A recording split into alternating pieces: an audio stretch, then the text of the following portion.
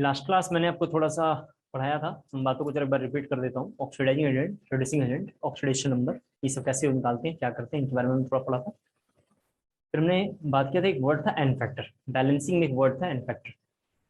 N factor के बारे में जरा सभी बच्चे एक बार देखें। एन फैक्टर लेके हमने डिस्कस किया था। और एन फैक्टर क्या है? एन फैक्टर एक नंबर है, बेसिकली यह एक नंबर है जो इक्विवेलेंट वेट वगैरह के लिए डिफाइंड है।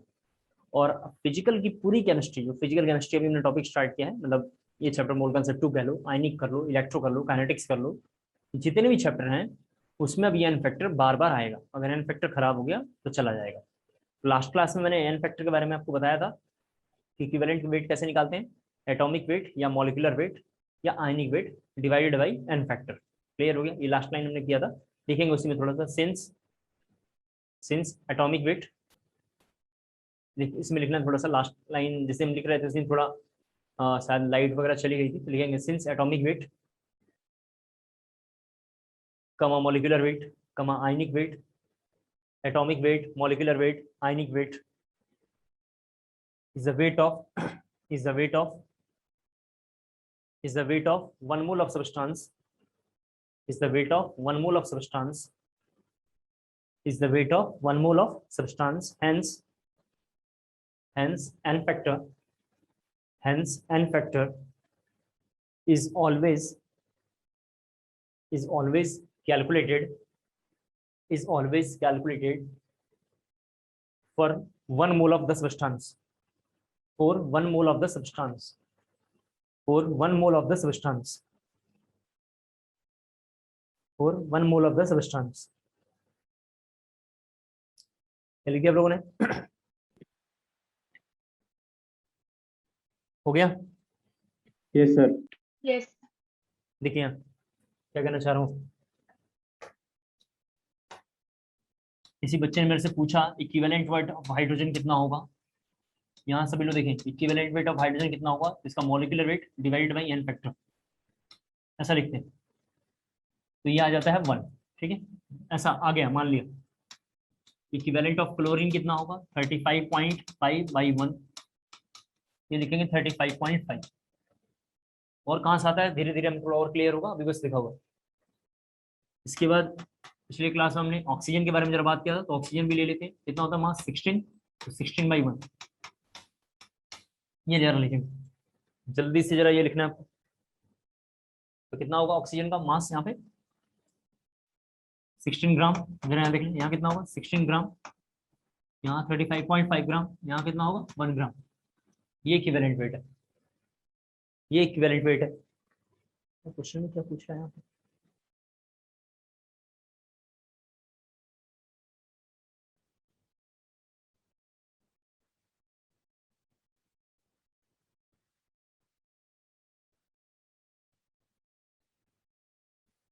जरा एक मिनट, ये ऑक्सीजन वाला लाइन भी काट देना थोड़ा। इसको अभी आगे आता है तो बताता हूँ, नहीं थोड़ा अभी इसको जगह पे ये कर लेते हैं। जरा देखो, ये ऑक्सीजन का ऐसे जरा दिख लेते हैं। हाँ, ये मैं एक बार जरा समझाऊंगा, अभी आएगा तो। अभी जरा देखो ऐसे करेंगे,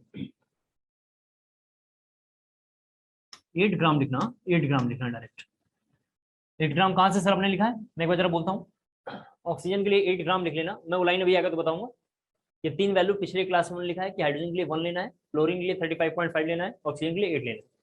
जैसे ये रफ है, किसी बच्चे ने अगर ऐसे पूछा कि EH2 equivalent weight of H2O कितना होगा, तो मैं लिखूंगा equivalent weight of hydrogen plus equivalent weight of oxygen. तो यहाँ पे कितना हाइड्रोजन है, 2, तो लिखेंगे 2 प्लस यहाँ पे जरा देखें, यहाँ पे हाइड्रोजन का इक्विवेलेंट वेट देखेंगे कितना है, 1 है, सॉरी यहाँ पे 1 है, प्लस कितना है 8, कितना होगा 9 ग्राम। तो 9 ग्राम इसका इक्विवेलेंट वेट होगा।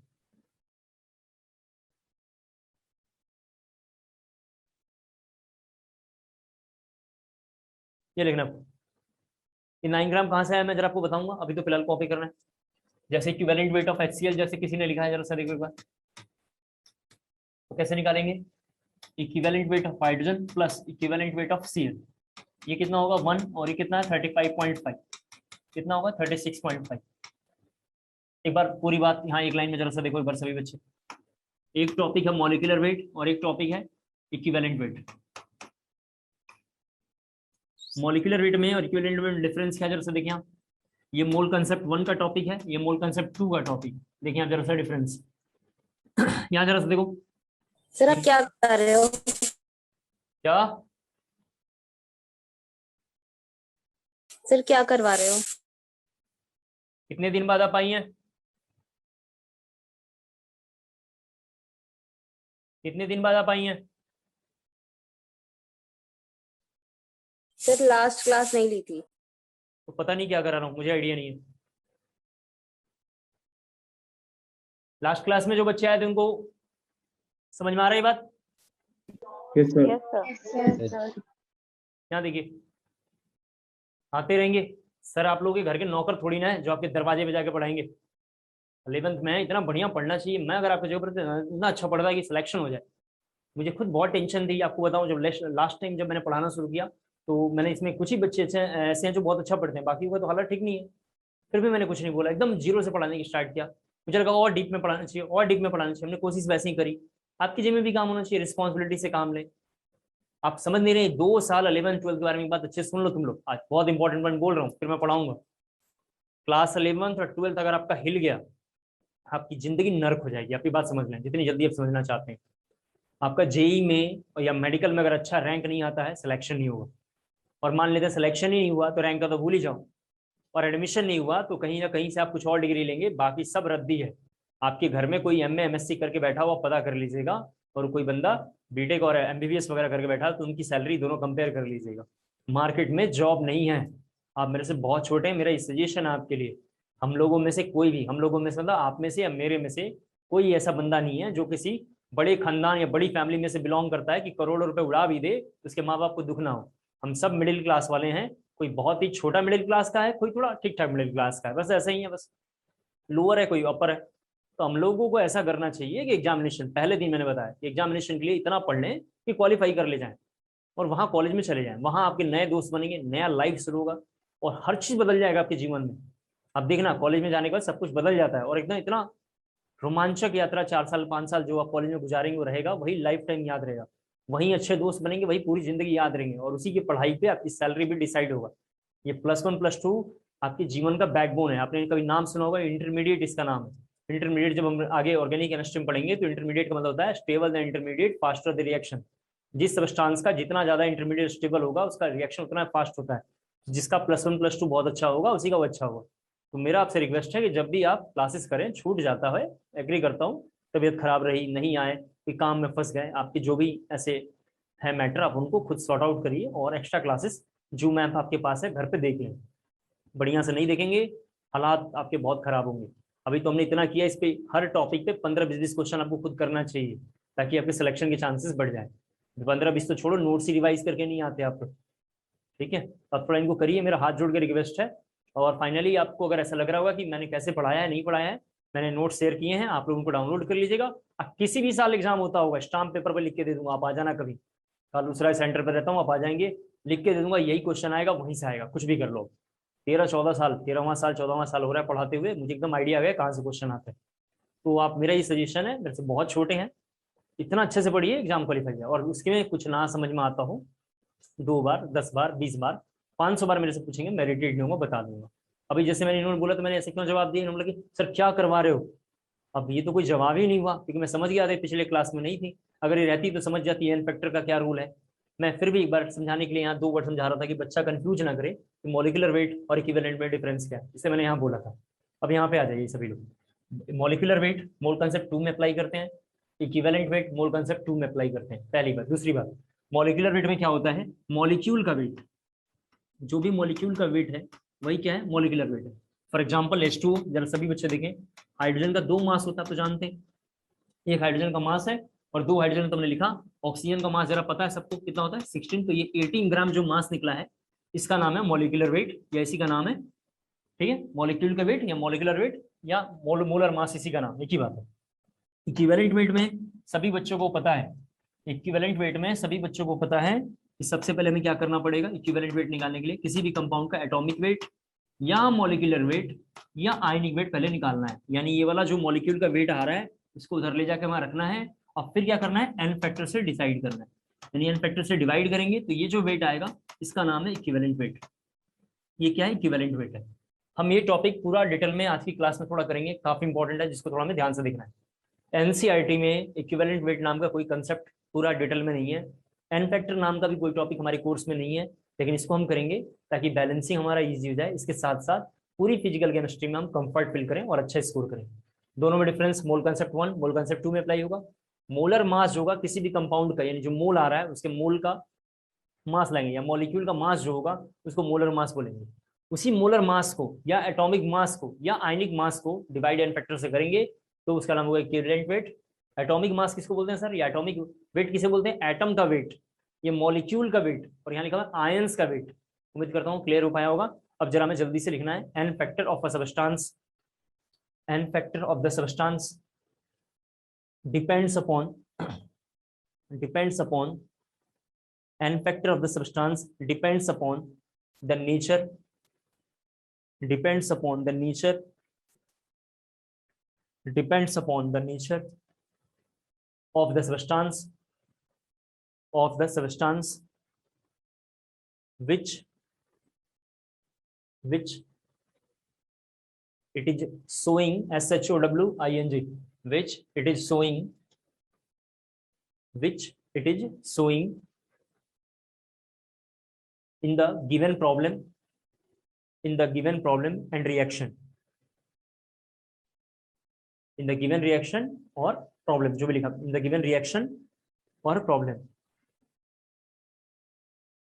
and it can be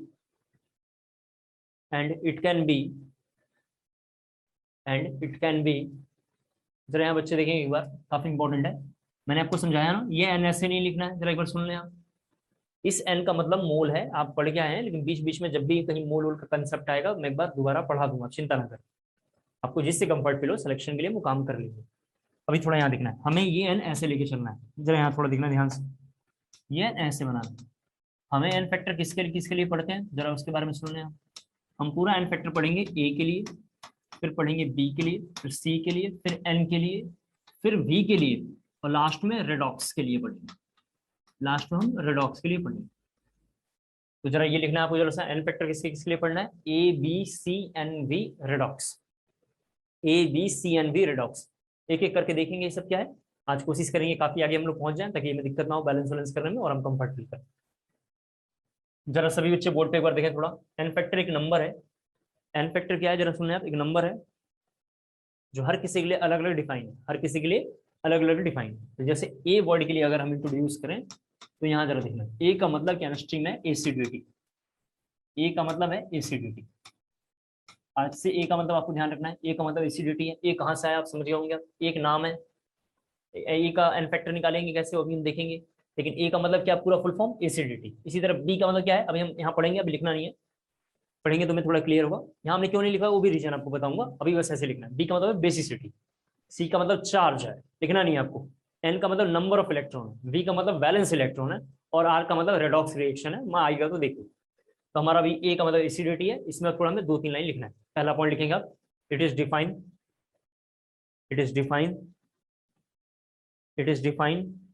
for base, it is for defined for base, it is defined for base and define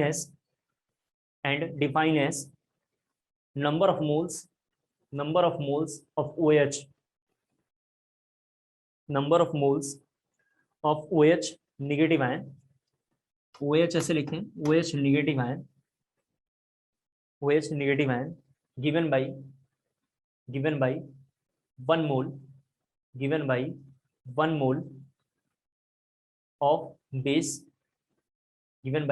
of base, given by 1 mole of base और OR करके लिखना, और number of moles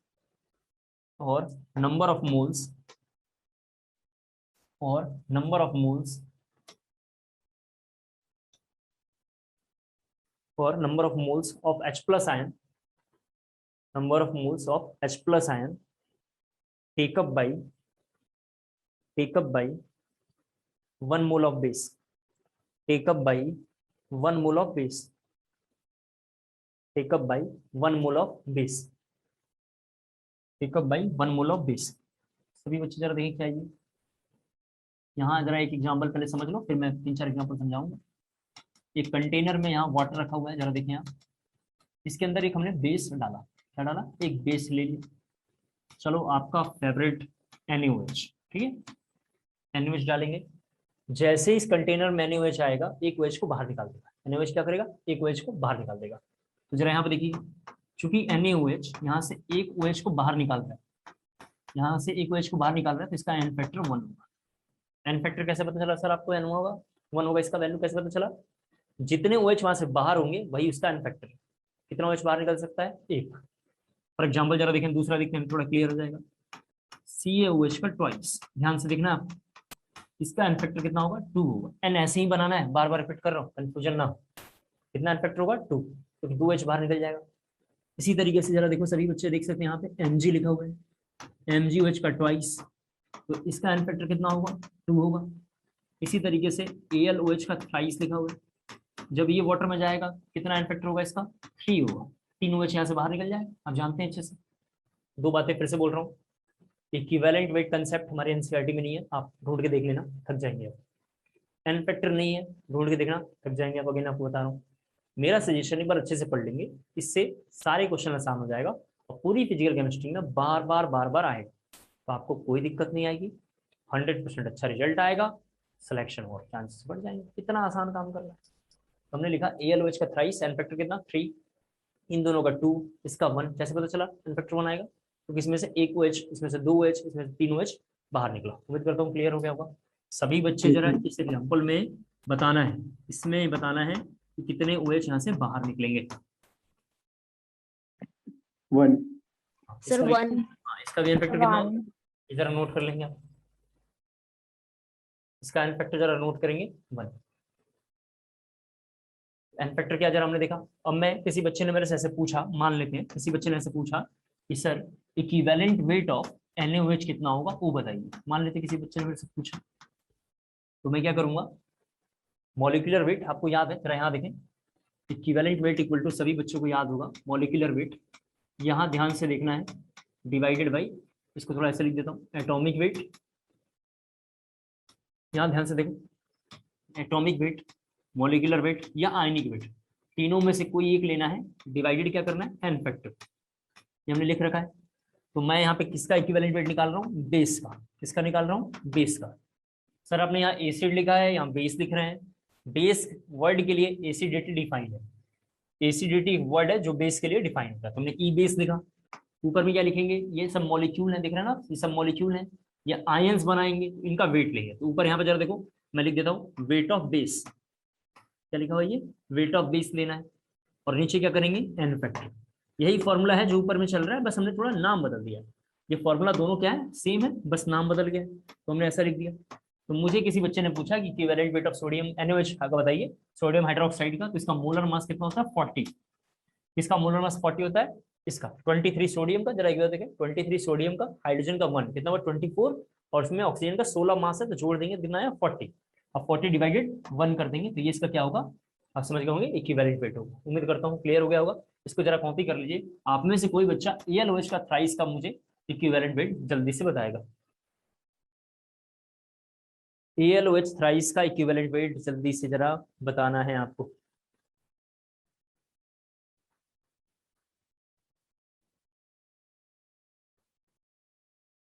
नहीं होगा sir 1 minute.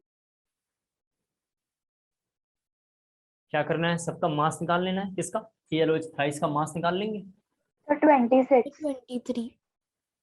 अरे भाई, सबका एक ही आना चाहिए, ठीक है, तुम लोग मेरे से मेहनत करवाते हो, एक लाया करो। यहाँ जरा देखो, सबसे पहले तो इसका मास होता है 27, किसका, एल्यूमिनियम का।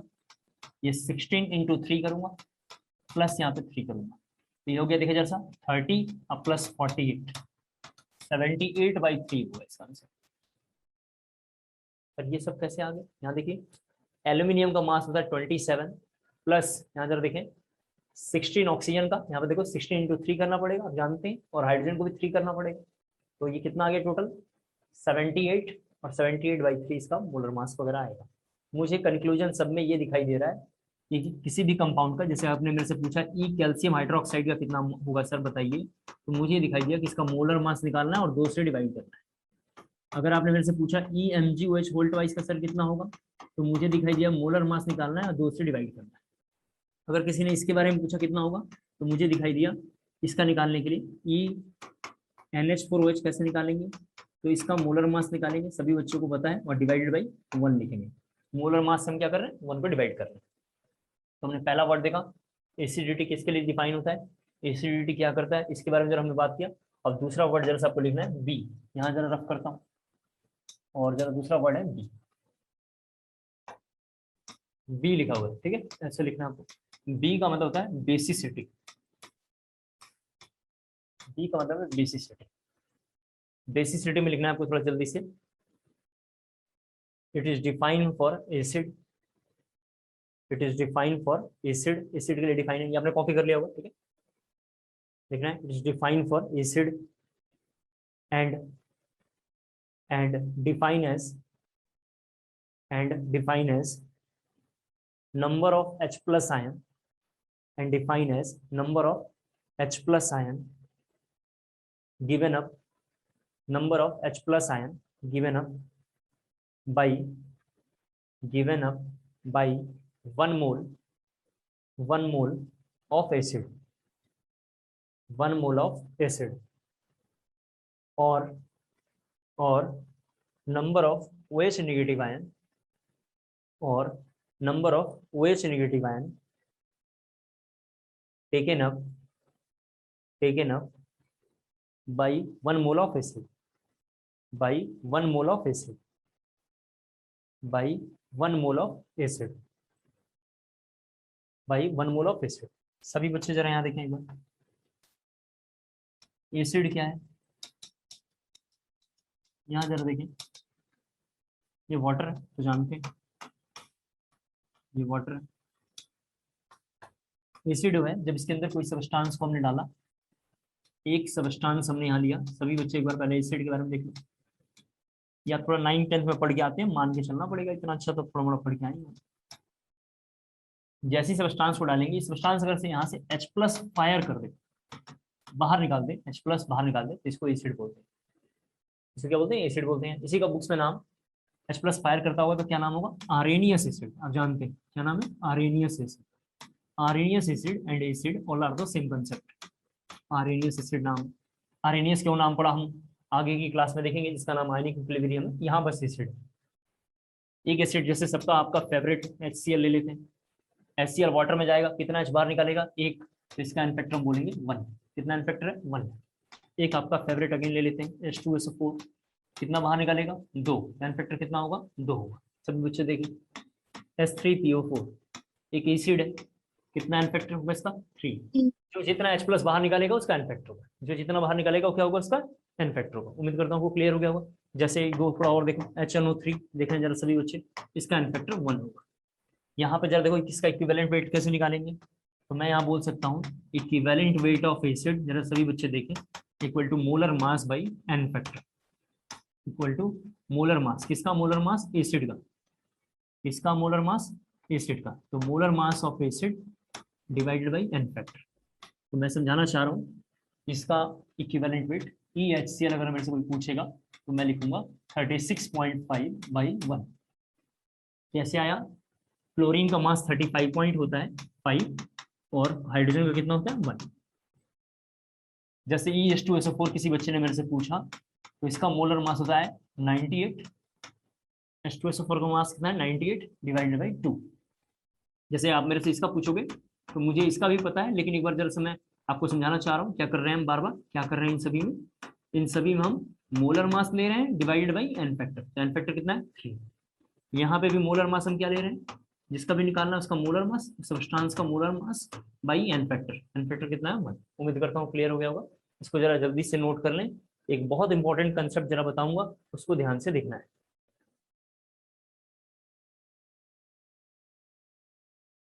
सर जी बोलिए ना, सुन रहा हूँ। सर सेम कंडीशन में H3PO3 में एक्सेप्शन क्यों है एन फैक्टर में? जी आएगा टाइम तो इसका बताता हूँ, ठीक है, टाइम आता है तो बोलता हूँ उसके बारे में। सर जी बोलिए। सर मुझे ये समझ नहीं आया कि बेस के लिए एसिडिटी और एसिडिटी के लिए सॉरी एसिड के लिए बेसिसिटी क्यों डिफाइन करते हैं? एक टर्म है, नाम है बस, एक टर्म है। जैसे आसान शब्दों में, आप कहाँ रहती है बताइए, मैं उसी की जगह का नाम एग्जाम्पल बताऊंगी, जल्दी समझ जाएंगे। कहाँ रहती है रोहिणी, पंजाबी में कहाँ रहती है? महाराष्ट्र। अरे बाप रे, महाराष्ट्र से क्लास कर रहे हैं तो कुछ ज्यादा ही दूर हो गया। ऐसे बात कोई नहीं, दिल्ली का एग्जाम्पल ले लेते हैं, क्योंकि मैं यही कहूँ इसलिए यही बता पाऊंगा, महाराष्ट्र तो कभी हम गए नहीं। अब जैसे चलो महाराष्ट्र में एक जगह है नागपुर, अब वो नागपुर का तो कोई शहर होगा नहीं, लेकिन नागपुर नाम है। अब ऐसे हमने टर्म डिफाइन कर लिया, मान लिया है कि बेस के लिए एक टर्म है कि ये वर्ड है, इसी तरह एसिड के लिए एक टर्म डिफाइन है कि ये वर्ड है। जैसे एसिड के लिए एक टर्म है बेसिसिटी। अब बेसिसिटी क्यों है, ये हमें थोड़ा बैलेंसिंग के टर्म में मैं एक बार यूज करूंगा तो क्लियर होगा। अभी बेसिसिटी का मतलब इतना होता है, कोई एसिड जितने H प्लस बाहर निकाल दे न्यूट्रल होने के लिए, जो इसके साथ रिएक्शन करेगा, ये तो न्यूट्रल नहीं हो रहा लेकिन किसी के साथ रिएक्ट कर रहा होगा ये, तो उसकी हम बेसिसिटी बोलते हैं। और जिसका बेसिसिटी है उसको हम डिफाइन कर रहे हैं दूसरे वर्ड के लिए, यानी बेसिसिटी और एसिडिटी अलग अलग टर्म यूज करते हैं, लेकिन मैं बच्चों को सजेशन देता हूँ, इससे कंफ्यूजन होता है।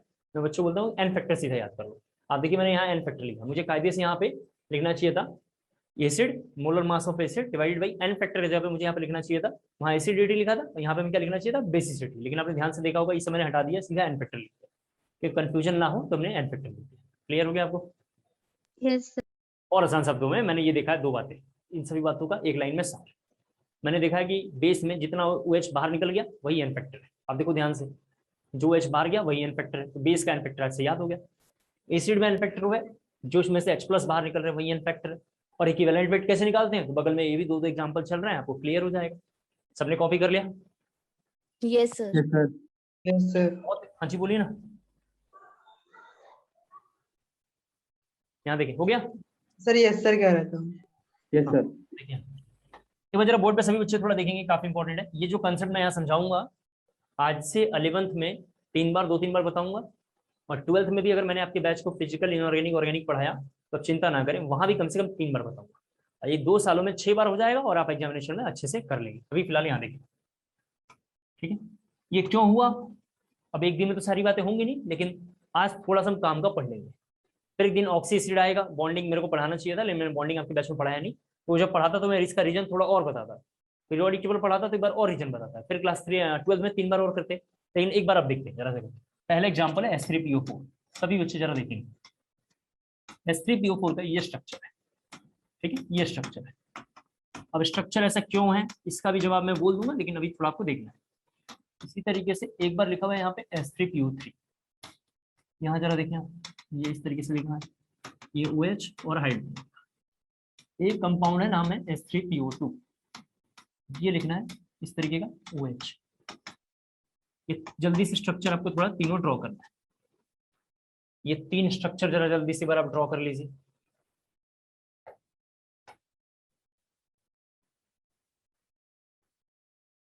हो गया?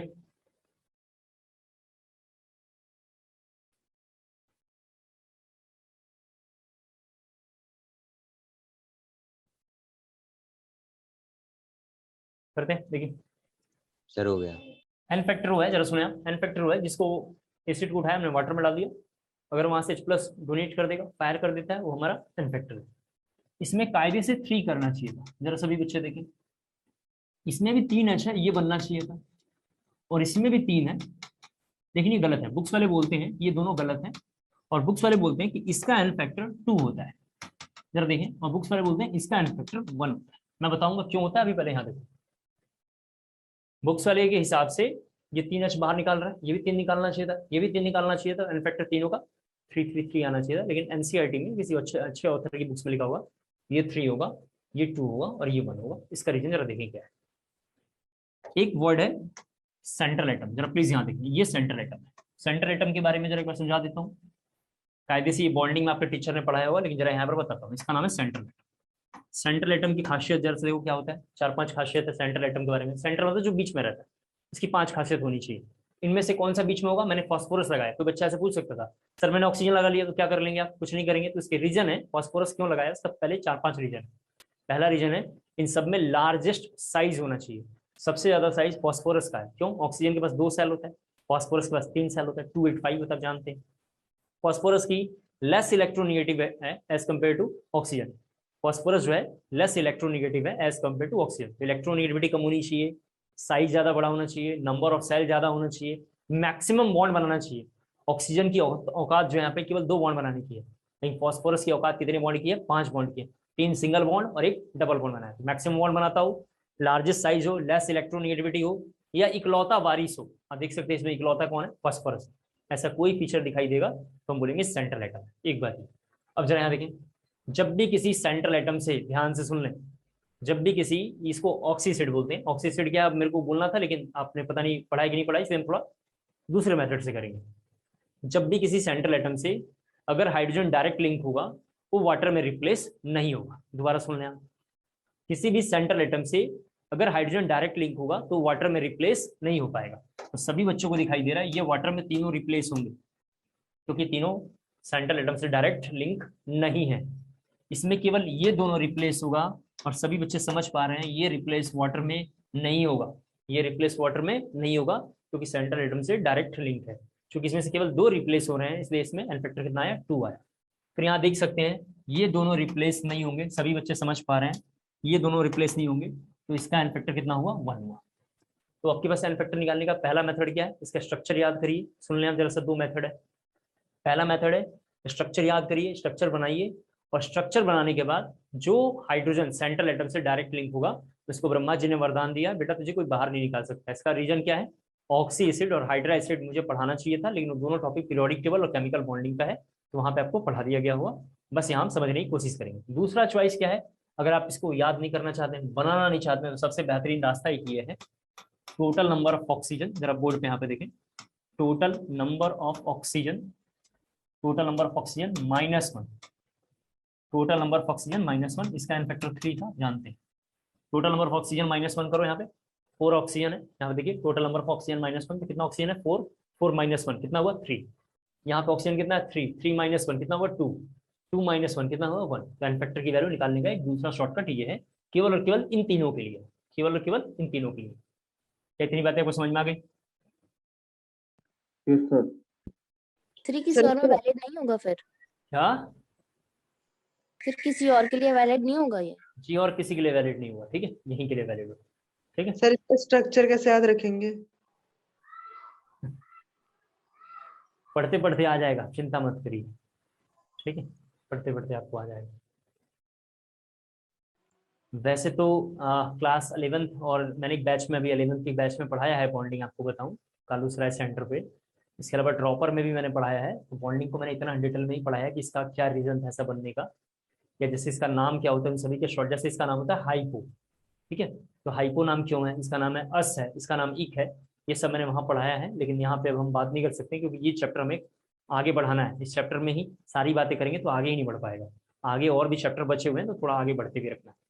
यहाँ जरा सब लोग देखें, इसका एन फैक्टर 3, इसका 2, इसका 1। या तो स्ट्रक्चर बना के देखें, एग्जामिनेशन में इतना सिलेबस है, आप जानते हैं, फिजिक्स में, केमिस्ट्री में, मैथ में, या फिजिक्स में, केमिस्ट्री में, बायो में, तो बच्चे स्ट्रक्चर याद कर पाते हैं, कुछ नहीं कर पाते होंगे।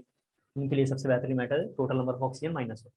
क्योंकि इसमें से बुक्स में जरा देखें 3 हाइड्रोजन बाहर जा रहा है, इसीलिए इसका कई बार बुक्स में नाम लिखा हुआ try basic acid.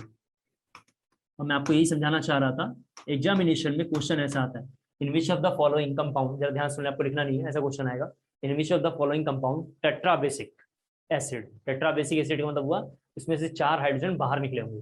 Try basic मतलब हुआ इसमें से 3 हाइड्रोजन बाहर निकला है। बेसिक वर्ड यहाँ पे लिखा हुआ है, तो अब आप समझ पा रहे हो, वही बेसिसिटी वर्ड से आया हुआ है। किससे आया हुआ है? बेसिसिटी वर्ड से आया हुआ है। यहाँ 2 निकलेंगे, इसका नाम लिखा हुआ डाई बेसिक एसिड। इस कंपाउंड का नाम है डाई बेसिक एसिड या डाई बेसिक कंपाउंड। और इसमें से 1 निकलेगा, तो बुक्स में इसका नाम लिखा हुआ mono basic. Mono basic clear हो गया आपको? Yes sir. ठीक है, रफ करता हूं एक बार,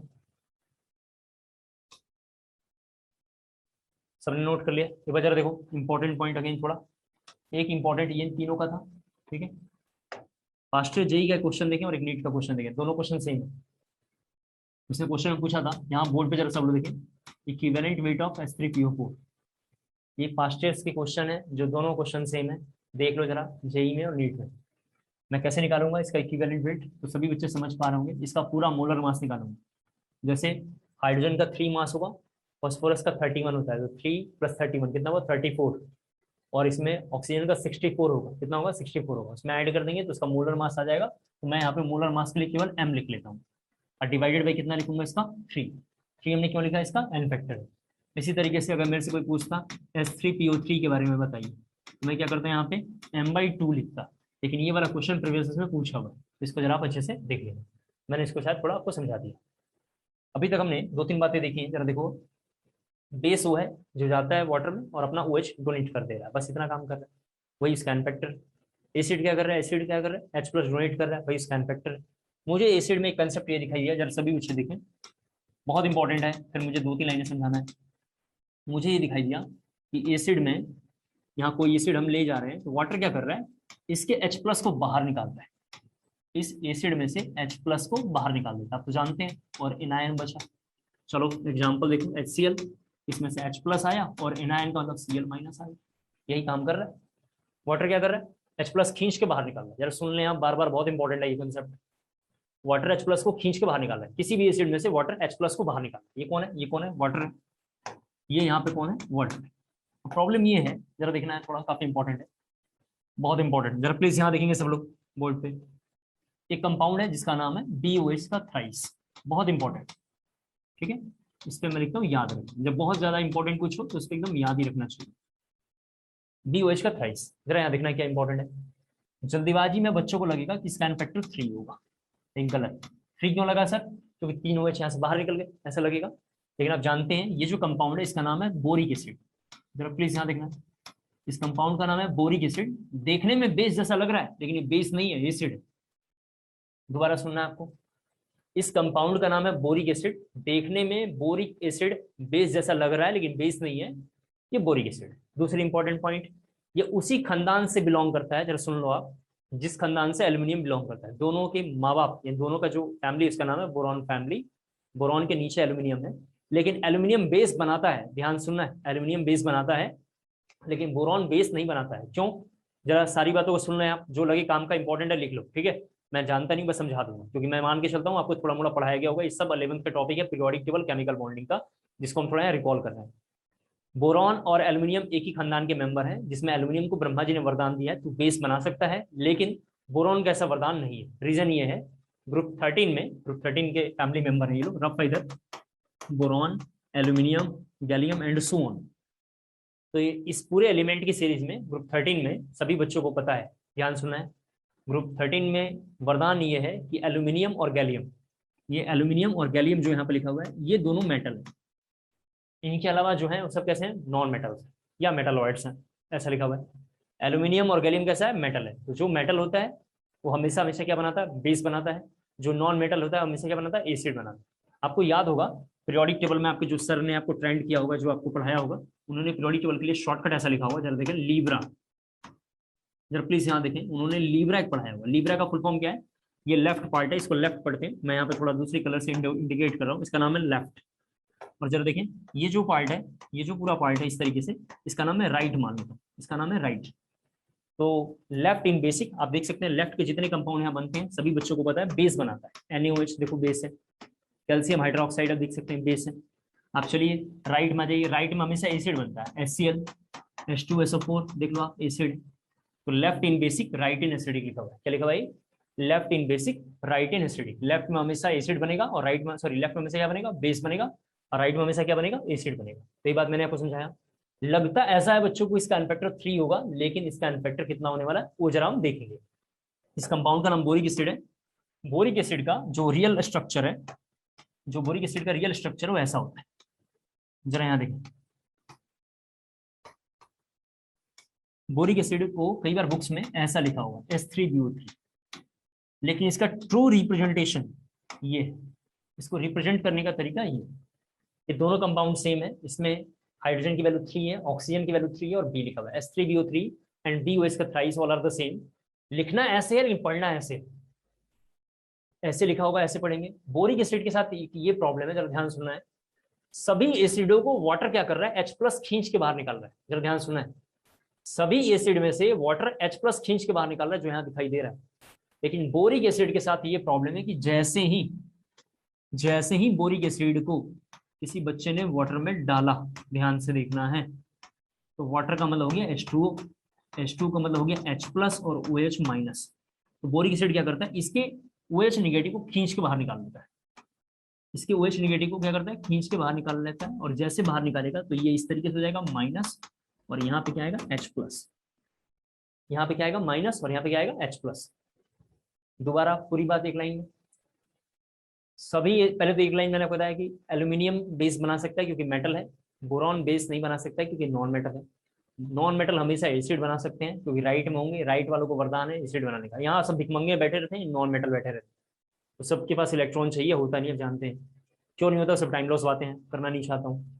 लेफ्ट में हमेशा हमेशा बेस बनेगा, राइट में हमेशा एसिड बनेगा, तो ऐसा दिखाई दे रहा है। सभी एसिडों का H प्लस बाहर निकालेगा वाटर, उसको ये वरदान है। लेकिन बोरिक एसिड के केस में, यानी यहाँ पे क्या दिखाई दे रहा है, वाटर एसिड को तोड़ रहा है, यहाँ पे क्या कर रहा है, वाटर जो है एसिड को तोड़ के और H प्लस बाहर निकालता है। लेकिन इस केस में क्या दिखाई दे रहा है, बोरिक एसिड वाटर को तोड़ दे रहा है। बोरिक एसिड क्या कर रहा है, वाटर को तोड़ के और वहां का OH खींच के बाहर निकाल रहा है, और जब वहां का OH बाहर निकल गया तो कौन बचा, H प्लस। तो बुक्स में लिखा होगा इसका एन फैक्टर कितना होगा, 1। तो इसका एन फैक्टर आज से ध्यान रखना है, कैसे पता चला 1 होगा, ये H प्लस, ये H प्लस क्या होगा, इसका एन फैक्टर। क्लियर हो गया इतनी बातें? Yes sir. यस इन सभी टॉपिकों को पढ़ने बहुत जरूरी है। प्रीवियस जेई मेंस में ये 2-3 बार क्वेश्चन है, और 2 बार एडवांस में, और 1-2 बार नीट में आया। सेम क्वेश्चन रिपीटेड है। अगर आप जानना चाहते हो उसका क्या नाम लिखा होगा, तो एनसीईआरटी में लिखा होगा boric acid is a, 4 option देके लिखा था, जहां पूछा था मोनोबेसिक, डाइबेसिक, ट्राइबेसिक। जो बच्चे बढ़िया से नहीं पढ़ते हैं ट्राइबेसिक पे सीधा शॉर्ट लगाते हैं, लेकिन रीजन इसका है मोनोबेसिक। ठीक है, आगे बढ़ते हैं, जरा रफ करना है। ठीक है, चलिए आइए देखिए आगे नेक्स्ट। सी का मतलब है चार्ज, जरा आ जाइए बगिन। सी का मतलब है चार्ज। चार्ज में थोड़ा आपको लिखना है, चार्ज तो जानते हैं, कैटायन भी हो सकता है और एनायन भी हो सकता है। तो चार्ज में लिखना है, it is defined for ions, it is defined for ions, it is defined for ions as well as salt, as well as salt, as well as salt. लिखना विच आर,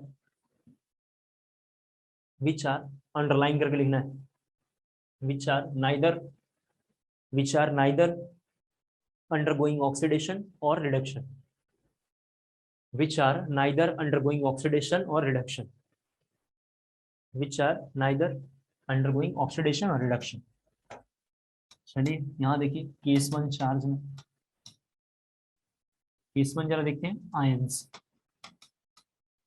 केस 1 का नाम है ions, जैसे 3-4 ले लो, Na plus, Mg2 plus, Al3 plus. इसका N factor 1 होगा, इसका 2 होगा, इसका 3 होगा। क्या दिखाई दे रहा है, टोटल नंबर ऑफ चार्ज। क्या समझ में आया, total number of charge. For example चलिए और देखिए, Cl माइनस, SO4 पे 2 माइनस, O माइनस, इसका एन फैक्टर 1, इसका एन फैक्टर 2, इसका N factor 2। Total number of charge. N factor क्या है यहाँ पे, total number of charge. Acid में total number of H plus, base में total number of OH negative, charge में क्या करेंगे, टोटल नंबर ऑफ चार्ज। एक बात दूसरी इंपॉर्टेंट पॉइंट मुझे क्या दिखाई दे रहा है, बेस में कोई एक्सेप्शन नहीं है, चार्ज में कोई एक्सेप्शन नहीं है, एसिड में 2 एक्सेप्शन है, H3PO4, H3PO3 और H3PO2 एक एक्सेप्शन। दूसरा बोरिक एसिड, दूसरा क्या है, बोरिक एसिड।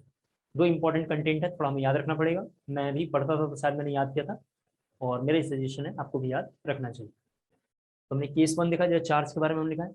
मान लेते किसी बच्चे ने पूछा sir equivalent weight of charge बताइए कितना होगा, तो मैं लिखूंगा equivalent weight of ion equal to, जरा सभी बच्चे देखें, molecular weight of ion divided by n factor. Molecular weight और क्या लिखेंगे, एन फैक्टर। ये जरा आपको नोट करना है। दूसरा इधर आते हैं केस 2, अब एक बार देख लेते हैं। केस 2 में हमने लिखा चार्ज और सॉल्ट, तो केस 2 लिख लेते हैं जरा सॉल्ट। सॉल्ट भी एक बार जरा मैं पूरा डिटेल में थोड़ा आपको पढ़ाऊंगा। सॉल्ट वैसे एनसीईआरटी में तो एक ही है, लेकिन थोड़ा हम लोग बहुत डिटेल में इसको जरा करेंगे। जरा जल्दी से इतनी बातें कॉपी कर लीजिए। सॉल्ट का मतलब आप जानते हैं, घर में सॉल्ट NaCl एक सॉल्ट है जो रॉक सॉल्ट है। सॉल्ट का मतलब होता है कैटायन और एनायन कैसे होने चाहिए, बराबर होने चाहिए। किसी भी सॉल्ट में कैटायन और एनायन कैसे होना चाहिए, बराबर होना चाहिए। सॉल्ट को लेकर जरा हम डिस्कस करते हैं। कॉपी हो गया? Yes sir. Yes sir. हाँ जरा एक बार देखो, किसी बच्चे ने मान लो ऐसे क्वेश्चन पूछा, हालांकि पूछा नहीं है कि सर इसका इक्विवेलेंट वेट कितना होगा ये बताइए। जरा यहाँ देखिए, इसका इक्विवेलेंट वेट कैसे निकालेंगे, तो मैं यहाँ पे लिखूंगा EMg प्लस सभी बच्चे जरा बोर्ड पे देखें, इक्वल टू क्या हो रहा है यहाँ, इक्वल टू मैग्नीशियम का मास कितना था 24 और एन फैक्टर कितना है 2, तो इसका हो जाएगा 12, इसका इक्विवेलेंट वेट कितना होगा 12। मैं एक आध समझा रहा हूँ आपको कि आपको याद ना करना पड़े, ठीक है, कुछ भी आपको याद नहीं करना, आपको बस एन फैक्टर एक बार देख लेना है बस। आगे बढ़ते हैं, जरा सभी बच्चे एक बार थोड़ा देखेंगे सॉल्ट के बारे में। सॉल्ट हम यहाँ पे पूरा डिटेल में करेंगे, ठीक है, कोशिश करेंगे जरा समझने के लिए। सॉल्ट बहुत टाइप का है, इतना हमारे एनसीईआरटी में नहीं है, लेकिन हम करेंगे। एक सॉल्ट का नाम है नॉर्मल सॉल्ट, जरा यहाँ देखें, एक सॉल्ट का नाम है नॉर्मल सॉल्ट, एक सॉल्ट नाम है एसिडिक सॉल्ट, जरा यहाँ देखें, एक सॉल्ट का नाम है बेसिक सॉल्ट, एक सॉल्ट का नाम है डबल सॉल्ट, ठीक है, एक सॉल्ट का नाम है कॉम्प्लेक्स सॉल्ट, कॉम्प्लेक्स सॉल्ट। इतना सॉल्ट तो हमें थोड़ा जल्दी से करना है, ठीक है, तो जरा नोट कर लीजिए। और सबसे पहले नॉर्मल सॉल्ट के बारे में बात करेंगे। तो नॉर्मल सॉल्ट का मतलब होता है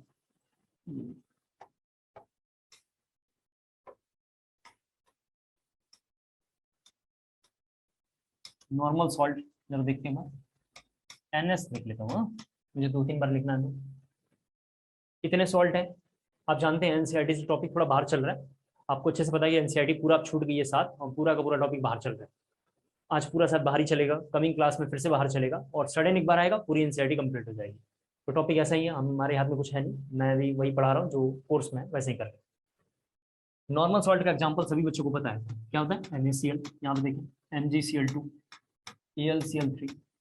आपको जो आपका फेवरेट हो आप कोई भी एज्यूम कर सकते हैं, आप कोई भी एज्यूम कर सकते हैं, सभी बच्चों को पता है। अगर NaCl ले लें, जरा यहाँ देखो, यहाँ अगर NaCl ले लेते हैं तो सभी बच्चों को पता है कि NaCl में थोड़ा ध्यान से देखना है, एक Na+ है और Cl-। अब ध्यान से देखोगे तो नॉर्मल सॉल्ट में भी, सभी बच्चे सुन लें, नॉर्मल सॉल्ट में भी आयन बन रहा है, नॉर्मल सॉल्ट में भी क्या बन रहा है, आयन बन रहा है। और आयन का अभी एन फैक्टर में पढ़ा है, आयन का एन फैक्टर होता है या तो केटायन या एनायन, दोनों में से कोई का चार्ज। तो बुक्स में लिखा होगा, यहाँ पे चल रहे हो, बुक्स में लिखा होगा एन फैक्टर, एन फैक्टर किसके लिए, इसके लिए,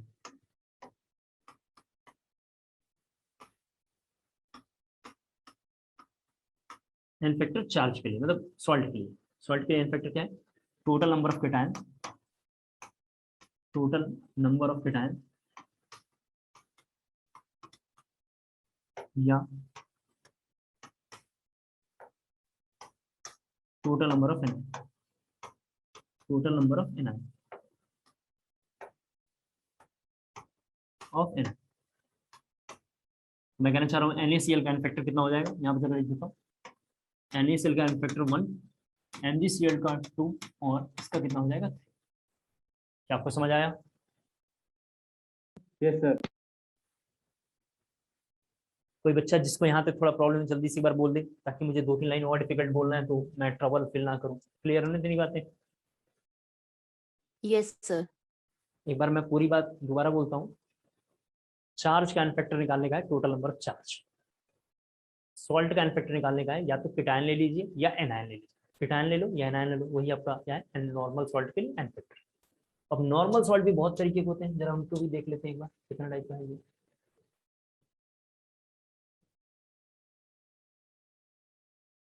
अगेन जरा से यहाँ देखिए, थोड़ा नॉर्मल सॉल्ट बहुत तरीके का आगे, सभी बच्चे यहाँ देखें नॉर्मल सॉल्ट के बारे में, काफी इंपॉर्टेंट है। यहाँ देखो नॉर्मल सॉल्ट, एक नॉर्मल सॉल्ट हो सकता है AB, AB का मतलब होता है 1:1, जैसे NaCl, सभी बच्चे देख सकते हैं NaCl, NaCl एक class of compound that is 1:1 या AB सॉल्ट। दूसरा सॉल्ट का नाम है A2B या AB2, ध्यान से देखना है, A2B या AB2, इसको हम बोल सकते हैं 1:2 कंपाउंड, जिसका नाम है MgCl2, जिसका नाम है MgCl2। थर्ड एक क्लास का कंपाउंड है जिसका नाम है AB3 या A3B 1:3, 1:3, जिसका नाम है AlCl3। सबका एन फैक्टर जरा बोल देता हूँ, इसका एन फैक्टर हमेशा 1 होगा, इसका एन फैक्टर हमेशा 2 होगा, इसका एन फैक्टर हमेशा 3 होगा। अगर आप एग्जाम्पल देखना चाहते हैं तो यही एग्जाम्पल है। अगर आप एग्जाम्पल देखना चाहते हैं तो यही क्या है, इसका एग्जाम्पल है। इधर अब कर रहा हूँ, जरा आपने नोट कर लिया होगा।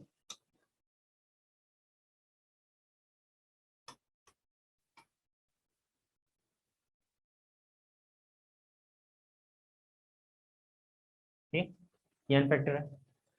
एक इसमें सॉल्ट है, वो हमारे बहुत इंपॉर्टेंट है, वो काम का है। इसको थोड़ा यहाँ पे देख रहे हैं। एक सॉल्ट थोड़ा हमारे काम का है, उसका नाम है AXBY। ये सॉल्ट थोड़ा हमारे काम का है AXBY, थोड़ा इसको जरा हम डिस्कस करेंगे बहुत डिटेल में। AXBY का सबसे बेहतरीन एग्जांपल है Al2SO4 का थ्राइस। जरा सभी बच्चे देख लें यहाँ पे। हर बच्चे को पता है कि यहाँ पे कितना है, 2Al पे 3 प्लस चार्ज है और 3 सल्फेट पे 2 माइनस चार्ज। Al2SO4 थ्राइस में सभी बच्चों को पता है ऐसा है, क्या दिखाई दे रहा है, AXBY। एक A नाम का कोई एलिमेंट है और एक B नाम का कोई एलिमेंट है, जिसमें X Y बराबर नहीं है। यहाँ तो सब बराबर चल रहा है, देखो ऊपर वाले में सेम चल रहा है, यहाँ नहीं है। तो ऐसे केस में जो एन फैक्टर होगा, क्या ऐसे केस में AXBY सॉल्ट में वो क्या होगा, X इंटू वाई। और X इंटू वाई का मतलब हो गया 3 इंटू 2, या आपको अच्छा लगता हो तो 2 इंटू 3 लिख लो, कुछ भी लिख लो। इसका एन फैक्टर कितना होगा, 6। इसको बोलेंगे नॉर्मल सॉल्ट। अरे ठीक चल रहा है, ठीक ही चल रहा होगा। Yes, sir. कोएफिशिएंट कैसे लगाया आपने 2 और 3? ओके, तो बात नहीं आ जाइए सर। सर यहाँ पे 2 दिख रहा है, सर यहाँ पे 3 दिख रहा है, यस सर, यहाँ पे X दिख रहा है, यहाँ पे Y दिख रहा है, यस सर। यही तो है सर। सर वो तो ऊपर चार्ज लगाया ना, 2Al कैसे हुआ सर, ये नहीं समझ आया। कहाँ पे L हो गया? सर 2Al प्लस 3 जो लिखा है आपने। अरे सर ये जो 2 है ना, ये हमने 2 एल्यूमिनियम है तो हमने ये लिख दिया, तो ये 3 मान लो। चलो आप इसको X मान लो, तो ये देखो वैसे X Y तो यही था, लेकिन हमने इसको ब्रेक करके बताया ऐसा हो गया, ये हमने ब्रेक किया था।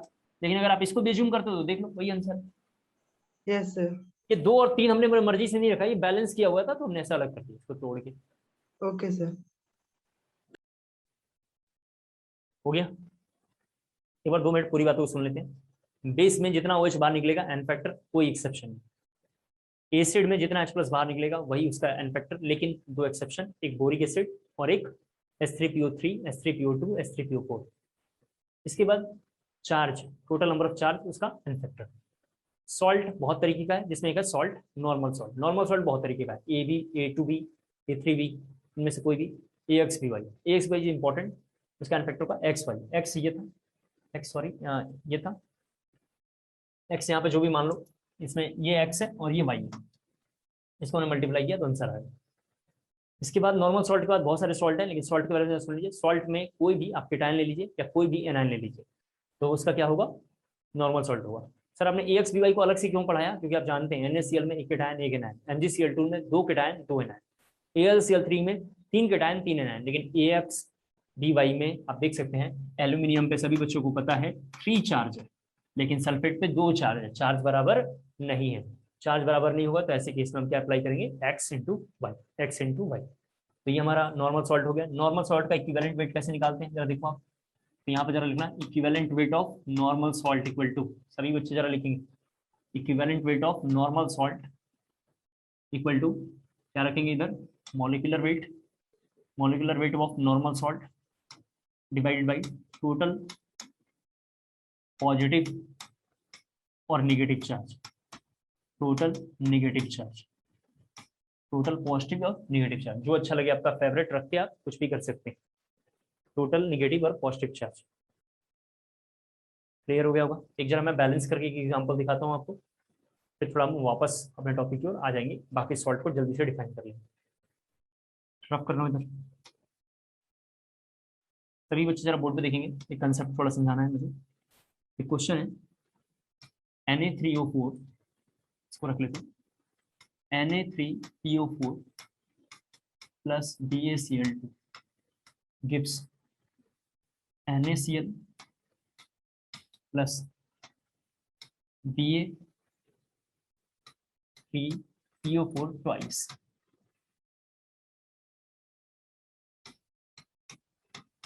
ये जरा नोट करना, इसको बैलेंस करना, ठीक है। मैं करता हूँ, आप जरा इसको नोट कर लीजिए, इसको बैलेंस करना, जल्दी से नोट कर लीजिए। Done sir. देखिए मैं एन फैक्टर पहले निकालूंगा, सभी बच्चे यहाँ देखें, इसमें एन फैक्टर 3 होगा और इसमें एन फैक्टर 2 होगा। सभी बच्चों को पता है, रफ है, ये आपको लिखना नहीं, जो ब्लैक पेन से लिख रहा हूँ रफ, सभी बच्चों को पता है। इसमें Ba2 प्लस और 2Cl माइनस में ब्रेक करेगा। जो नॉर्मल सॉल्ट है, या तो कीटायन लो या एनायन लो, उसका एन फैक्टर होगा। BaCl2 का तो यही हुआ, और कीटायन एनायन में से कोई एक चार्ज ले लो, मैंने एनायन मान लिया तो एन फैक्टर 2, कीटायन ले लिया तो भी एन फैक्टर 2। Na3PO4 में भी मुझे ऐसे दिखाई दे रहा है, आप 3Na प्लस ले लो, देख सकते हो, या फॉस्फेट पे 3 चार्ज है, आप इनमें से कोई ये चुन कर, एन फैक्टर कितना आ गया 3, एक एन फैक्टर कितना आ गया 2, कहाँ से आया मैंने समझा दिया आपको।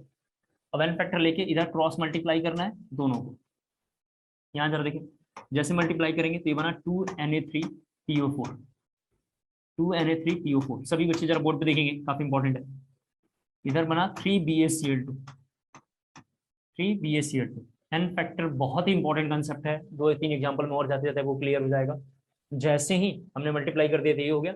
इधर में मुझे अब Na की वैल्यू 6 दिखाई दे रहा है, मैं अपनी मर्जी से इधर में 6NaCl लिख लूंगा, और इधर में Ba3 दिखाई दे रहा है जो ऑलरेडी 3 है, तो आप देख सकते हैं ये अपने आप बैलेंस हो गया, ये अपने आप क्या हो गया, बैलेंस हो गया, ये बैलेंस हो गया। मैं समझाना ये चाह रहा था आपको, बैलेंस करने के लिए बड़ा से बड़ा क्वेश्चन जो चट्टान जैसा आपको दिख रहा होगा, यानी बहुत ही बड़ा डिफिकल्ट होगा, उस क्वेश्चन को हार्डली 12 से 13 सेकंड के अंदर हम बैलेंस कर लेंगे with the help of n factor, with the help of n factor. Sir बोलिए सर इसमें एन फैक्टर निकालने के बाद आपने क्या किया, एक बार दोबारा बता दीजिए।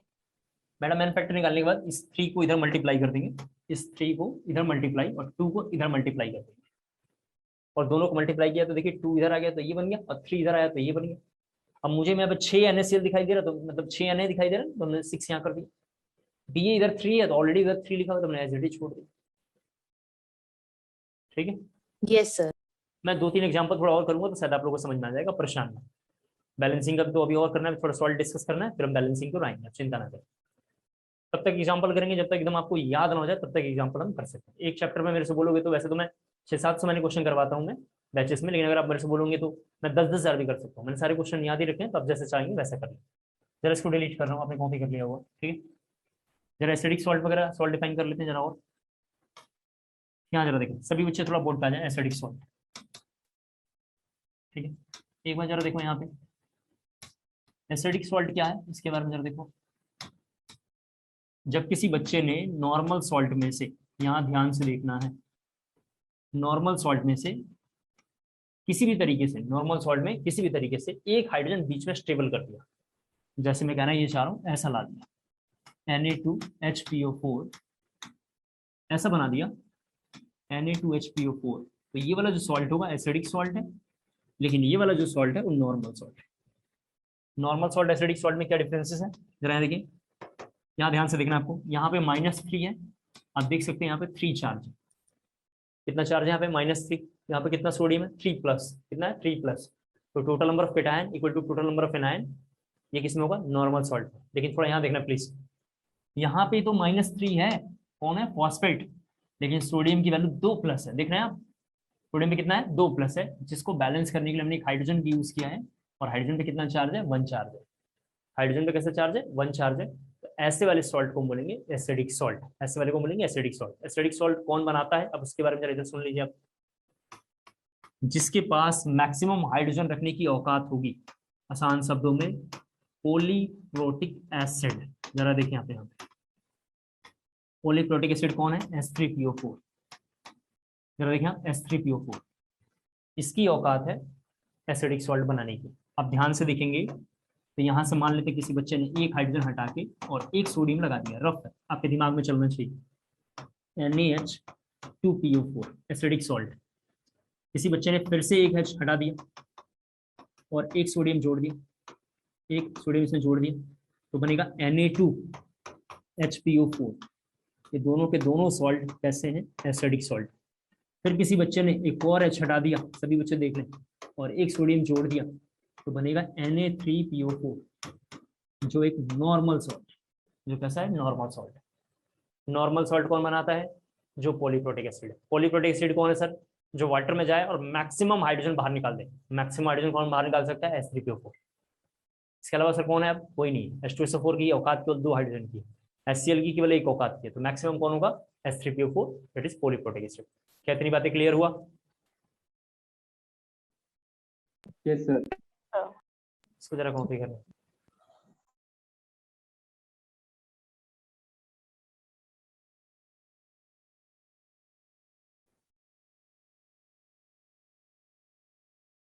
ये सॉल्ट का है, acidic salt. Acidic salt sir क्या है? सॉल्ट के बीच में हाइड्रोजन आ जाए उसका नाम है एसिडिक सॉल्ट। कौन बनाता होगा? पॉलीप्रोटिक एसिड बनाता होगा। इसी तरीके से जरा आगे बढ़ते हैं। एक सॉल्ट का नाम है अगला बेसिक सॉल्ट। जरा देखें बेसिक सॉल्ट क्या होता है। सॉल्ट के बीच में OH आ जाए। जैसे यहाँ पे देखिए सॉल्ट कौन है? PbCl2। कौन सा सॉल्ट है? PbCl4 लिखिए। हाँ, थोड़ा इसको आसान करो। Normal salt. किसी बच्चे ने ऐसा बना दिया PbOH का पावर 4, तब तो ये केवल बेस है, ये तो केवल बेस है। लेकिन किसी बच्चे ने ऐसे ले लिया PbOH का पावर 2 और Cl2 ले लिया, तो ऐसे वाला जो सॉल्ट बनेगा इसका नाम है बेसिक सॉल्ट। इसका नाम है बेसिक सॉल्ट। बेसिक सॉल्ट क्या है? सॉल्ट की क्राइटेरिया में OH बीच में आ जाए। सॉल्ट कौन होता है सर? केटायन और एनायन। इसमें Pb पे कितना चार्ज है? 4+। क्लोरीन पे कितना चार्ज है? 2-। 2 क्लोरीन है, 2- है, जिसको बैलेंस करने के लिए हमने 2 OH को यूज किया है। किसको बैलेंस करने के लिए? Pb को बैलेंस करने के लिए। सर ये क्यों बेस है? ये सॉल्ट क्यों नहीं है? क्योंकि OH आ गया, और OH आप जानते हैं कौन होता है? बेस होता है। एसिडिक सॉल्ट क्या है? बेसिक सॉल्ट क्या है? हमने देख लिया। अब जरा हम लोग थोड़ा देखेंगे एक बार डबल सॉल्ट क्या होता है। तुम्हारी अगली हेडिंग है double salt. Double salt rough करो इसे। Yes sir. जरा यहाँ देखें स्पीड। 2 टॉपिक साथ देखना है। जरा एक बार पहले देखो डबल सॉल्ट क्या होता है। आजकल सेविंग किट बहुत ज़्यादा आ गए हैं, ठीक है। पहले ज़माने में जब मैं पढ़ता था +1 +2 वगैरह में पढ़ता था, ठीक है, तो जो सेविंग किट वगैरह थे, मतलब जिससे दाढ़ी वाड़ी बनाते हैं लोग, सेविंग किट जो था उसमें ऐसा ब्लेड आता था। अपने फादर उधर से पूछना कि जब वो दाढ़ी बनाते हैं अगर उन्होंने ध्यान नहीं दिया ना तो कट जाएगा। आसान शब्दों में मैसेज, मैं लेफ्टी हूँ, जैसे मैं अपने बारे में बताऊँ, मैं लेफ्टी हूँ, आपको अपने ध्यान नहीं दिया होगा। मैं दोनों हाथ से लिख सकता हूँ, बताऊँ, दोनों की सेम स्पीड है। एग्जामिनेशन में वैसे यूज करता हूँ, बोर्ड पे भी मैं लिखता हूँ, आपने कभी मार्क नहीं किया होगा, ऐसा ध्यान नहीं दिया। तो लेफ्टी लोग, जो हमारा रेचर है बेसिकली, वो राइट हैंडेड आता है। तो जो बच्चे लेफ्टी हैंडेड हैं या लेफ्ट हैंडेड हैं, अगर उसको यूज करते हैं तो उनका जो है जहाँ भी दाढ़ी बना रहा है वहाँ कट जाता है। मेरे जब मैं बनाता था मेरे कई बार कट जाते थे, इसे मैंने बनाना ही छोड़ दिया। ठीक है, समझ गए होंगे आप। इसे दाढ़ी रखना पड़ता है, और आजकल ये फैशन चल गया तो फैशन में कंसिडर हो जाता है, लेकिन सच्चाई यही है। फिर धीरे धीरे बहुत सारी कंपनियां आई, जैसे जिलेट, पता नहीं कौन कौन सी कंपनियां हैं, वो कंपनियां आके अभी जो निकालती हैं ट्रिमर कह लो, या दाढ़ी बनाने के लिए जो कीट है उनका, या रेजर जो है, वो तो फ्लेक्सिबल है, कहीं से भी घुमा उमा ले, कटता उड़ता नहीं। पैसा कमाने के चक्कर बहुत आगे आ गए। तो जब पहले कहीं कटता था तो एक चीज जिसका नाम है फिटकरी या पोटास अलम बोलते हैं हमारी साइंस में, उसको यूज करते थे। ब्लड को रोकने के लिए हम लोग पोटास अलम या फिटकरी का यूज करते थे। फिटकरी क्या है? एक डबल सॉल्ट। क्या है? एक डबल सॉल्ट। डबल सॉल्ट पहले कैसे बनता है देखो जरा सा। 2 नॉर्मल सॉल्ट को मिक्स करेंगे तो जो कंपाउंड बनेगा वो डबल सॉल्ट बनेगा। तो डबल सॉल्ट के बारे में 2-3 लाइनें। डबल सॉल्ट का पहला लाइन तो ये, डबल सॉल्ट कैसे बनता है? नॉर्मल सॉल्ट को मिलाने। जैसे एक देखिए यहाँ पे एक K2SO4 लिखा हुआ है यहाँ पे, जरा देखिए K2SO4 Al2, जरा सभी बच्चे देखें, SO4 का पावर 23 .24H2 इसका नाम है पोटास अलम। इस कंपाउंड का नाम है पोटास अलम। जो फिटकरी है इसका नाम है पोटास अलम। अलम का मतलब फिटकरी होता है। मैं आपको समझाना चाहता हूँ डबल सॉल्ट की पहली पहचान तो ये है। दूसरा डबल सॉल्ट की क्या पहचान है सुन लें आप। बीच में डॉट आएगा, बीच में ऐसा डॉट लिखा हुआ है, ऐसे बीच में डॉट आएंगे। तीसरी पहचान जरा सुन ले क्या है। किसी बच्चे ने अगर डबल सॉल्ट को वाटर में डाला, ध्यान से देखना है, डबल सॉल्ट प्लस वाटर में आपने मिक्स किया तो यहाँ से जो आयन होंगे वो ब्रेक कर जाएंगे। आयन जो होगा वो क्या करेगा? ब्रेक कर जाएगा। ये क्या लिखा है सर, आपने समझ में नहीं आया? यहाँ जरा देखना है K2SO4 एक नॉर्मल सॉल्ट है। जरा सभी बच्चे देखिए, रफ है ये। K2SO4 में सभी बच्चे जानते हैं कि टोटल नंबर ऑफ चार्ज दोनों बराबर है। कितना पॉजिटिव है? 2 पॉजिटिव। कितना निगेटिव है? 2 निगेटिव। तो नॉर्मल सॉल्ट है, ये एक नॉर्मल सॉल्ट है। Al2SO4 thrice is also normal salt and known as AXBY salt, known as AXBY salt। ये भी नॉर्मल सॉल्ट, ये भी नॉर्मल सॉल्ट, दोनों नॉर्मल सॉल्ट को हमने मिक्स किया तो क्या बना? डबल सॉल्ट बना। डबल सॉल्ट कई तरीके से पहचान सकते हैं। डबल सॉल्ट की पहली पहचान है, सुन लें आप, डबल सॉल्ट की पहली पहचान है कि 2 नॉर्मल सॉल्ट मिक्स होगा। दूसरी पहचान है बीच में डॉटेड आएगा। तीसरा, डबल सॉल्ट को जैसे वाटर में डालेंगे तो सारे आयन बाहर निकल जाएंगे। सारे आयन बाहर निकलने का मतलब ये हुआ कि जो ये कंपाउंड हमने लिया था, कौन सा कंपाउंड है? K2SO4, यहाँ पे देखिए, और Al2SO4, Al2SO4 का थ्राइस .24:2। जैसे इसको वाटर में डालेंगे, इस कंपाउंड को हमने क्या किया? वाटर में डाला। वाटर में मतलब इसमें यह कंटेनर में पानी लेके उसमें हमने डाला, कैटेगरी को हमने डाला, तो क्या करेगा? 2K प्लस एक्वस में ब्रेक कर जाएगा, आयन में ब्रेक करके देखें आप। फिर जरा देखें, 2Al3 प्लस में ब्रेक कर जाएगा, 2Al3 प्लस एक्वस में ब्रेक करेगा। सल्फेट यहाँ पे 1 है और यहाँ पे 3 है, तो 4 सल्फेट निगेटिव एक्वस में ब्रेक कर जाएगा। इस तरीके से ये क्या करेगा? ब्रेक कर जाएगा। सारे आयन क्या होंगे? इसके ब्रेक कर जाएंगे। इंडिविजुअल आयन ब्रेक कर रहा है, कैसे कर रहा है? इंडिविजुअल आयन ब्रेक करता है, ये डबल सॉल्ट। डबल सॉल्ट की आइडेंटिफिकेशन बीच में डॉटेड, डबल सॉल्ट की आइडेंटिफिकेशन, सारे आयन इंडिविजुअल ब्रेक कर जाएंगे अगर आपने इसको वाटर में डाला।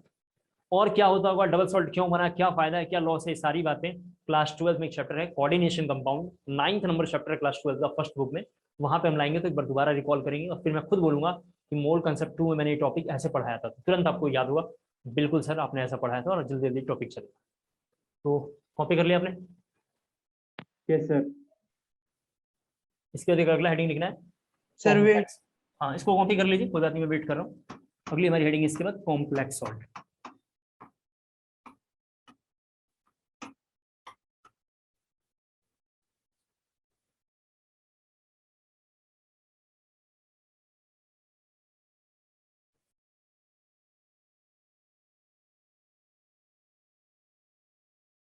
हो गया?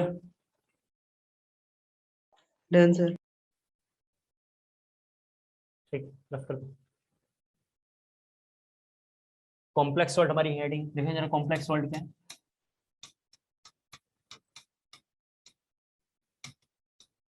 कॉम्प्लेक्स सॉल्ट की पहली पहचान है कि स्क्वायर ब्रैकेट लिखा होगा। मैं यहाँ 3-4 कॉम्प्लेक्स सॉल्ट लिख रहा हूँ, वहां पे आप देखना। जैसे एक आपका फेवरेट लिख लेता हूँ, जो आपको बहुत अच्छा लगता है, क्योंकि स्कूल वाले ये सुनाते रहते हैं, या कोचिंग में जो पढ़ाता होगा टीचर, वो बार बार ऐसे कंपाउंड लिख लेगा, तो हम यही ले लेते हैं आपका फेवरेट SO4। दूसरा एक और आपका फेवरेट K3FeCN6। सभी बच्चे जरा देख लें, दूसरा ले लेते हैं K4FeCN6। आपको ऐसा लिखना है, आप सुन लें, मैं उधर कंपेयर बता दूंगा। स्क्वायर ब्रैकेट होना चाहिए कॉम्प्लेक्स सॉल्ट की पहली आइडेंटिफिकेशन, स्क्वायर ब्रैकेट है, देख सकते हैं। दूसरा आइडेंटिफिकेशन है कि जो यहाँ पे एलिमेंट लिखा होगा, उस एलिमेंट का नाम है मेटल, सेंट्रल मेटल एटम लिखा होगा बुक्स में, सेंट्रल मेटल एटम। ये हमेशा डी ब्लॉक का होगा। ये कहाँ का होगा? डी ब्लॉक का होगा। आप जरा ध्यान से देख लीजिए, कॉपर किसका है? डी ब्लॉक है। कॉपर किसका है? डी ब्लॉक है। Fe किसका है? डी ब्लॉक है। Fe किसका है? डी ब्लॉक है। तो डी ब्लॉक का होना चाहिए। दूसरा आइडेंटिफिकेशन ये है कि कॉम्प्लेक्स सॉल्ट जो ऐसे कॉम्प्लेक्स कंपाउंड एक हमने ये ले लिया, जरा यहाँ पे देखो, कॉम्प्लेक्स सॉल्ट जरा सभी बच्चे देखें, ये अगर आप लेते हैं और इसको आपने वाटर में डाला, ध्यान से सुनना है, इसको आप वाटर में डालेंगे तो होता क्या है कि ये वाला पार्ट जरा देखना है, बहुत इंपॉर्टेंट है। CuNH3 का पावर 4 पे 2+ आ जाएगा, क्योंकि सल्फेट पे 2 माइनस होता है, आप जानते हैं सल्फेट पे कितना होता है? 2 माइनस, तो 2+, ये वाटर में डिजोल्व नहीं होगा, नॉट डिजोल्व लिख देता हूँ पहले, ये वाटर में डिजोल्व नहीं होगा। और जो सल्फेट है वो वाटर में डिजोल्व हो गया होगा, तो मैं इधर लिख देता हूँ सल्फेट एक्वस। तो पूरी बात एक बार जरा डबल और कॉम्प्लेक्स से कंपेयर हमें करना है। डबल सॉल्ट के बारे में जरा सुन लें, 2 नॉर्मल सॉल्ट मिक्स करके बनाएंगे, बीच में डॉटेड लिखा होगा, वाटर में डालने में सारे आयन टूट के बाहर निकल जाते हैं। कॉम्प्लेक्स सॉल्ट स्क्वायर ब्रैकेट लिखा होगा, डी ब्लॉक के मेटल्स होने चाहिए, डी ब्लॉक का मेटल है। जैसे वाटर में डालेंगे तो जो ब्रैकेट में लिखा होगा, इस एग्जांपल को देखना है, मेरी बात सुनना है, जो ब्रैकेट में लिखा होगा वाटर में डिजोल्व नहीं होगा, और जो ब्रैकेट के बाहर आइदर लेफ्ट या राइट में लिखा होगा वो डिजोल्व हो जाएगा। जैसे इसमें से ये पार्ट वाटर में डिजोल्व होगा, इसमें से ये पार्ट वाटर में डिजोल्व होगा, इसमें ये पार्ट डिजोल्व होगा, बाकी कॉम्प्लेक्स वाले कोई भी पार्ट डिजोल्व नहीं होंगे। अब क्यों नहीं होंगे ये क्लास 12 में हम देखेंगे, लेकिन कॉम्प्लेक्स सॉल्ट की पहचान है जो भी स्क्वायर ब्रैकेट में लिखा होगा वाटर में डिसॉल्व नहीं हो सकता है, और बाकी क्या होगा, डिसॉल्व होगा। हमारा कल ही एग्जाम नहीं है कि हम ये जान जाए कि क्यों डिसॉल्व नहीं होगा, हमारा एग्जाम अभी 1.5 साल बाद है, तब तक हम पूरी बातें कई बार पढ़ पढ़ के याद कर लेंगे, चिंता की कोई बात नहीं। अभी मैं समझाना चाह रहा हूँ ये डिसॉल्व नहीं होता, ये डिसॉल्व होता है। तो कॉम्प्लेक्स सॉल्ट को लेकर भी मैंने डिस्कस कर दिया, इसको जरा नोट कर लीजिए। अब जरा हम रेडॉक्स की ओर चलेंगे, जिसको थोड़ा हम लोग करेंगे, काफी इंपॉर्टेंट है।